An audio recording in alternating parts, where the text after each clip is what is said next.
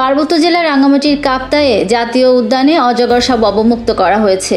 28 March সকাল 8:30টায় এই অজগর সাপটি কাপ্তাই জাতীয় উদ্যানে অবমুক্ত করা হয়। পার্বত্য চট্টগ্রাম দক্ষিণ বন বিভাগের কাপ্তাই রেঞ্জের রামপাহাড় বিট সংলগ্ন শিলছড়িতে পরিত্যক্ত নেটে 8 থেকে 10 কেজি ওজনের একটি অজগর সাপ আটক আছে বলে বিভাগের কাছে খবর আসে। পরে বন বিভাগ কর্মচারীরা সাপটিকে সুষ্ঠুভাবে উদ্ধার করে কাপ্তাই জাতীয় উদ্যানের কর্ণফুলী রেঞ্জের সদর বিটের নিরাপদ ও ঠান্ডা পরিবেশে অবমুক্ত করা হয়। অজগর সাপ অবমুক্তকালে উপস্থিত ছিলেন সহকারী বন সংরক্ষক মোহাম্মদ মাসুম আলম ও মোহাম্মদ আবু কাউসার। এ সময় কাপ্তাই ও কর্ণফুলী রেঞ্জের কর্মকর্তা কর্মচারীগণ সহ গণমাধ্যম কর্মীরাও উপস্থিত ছিলেন।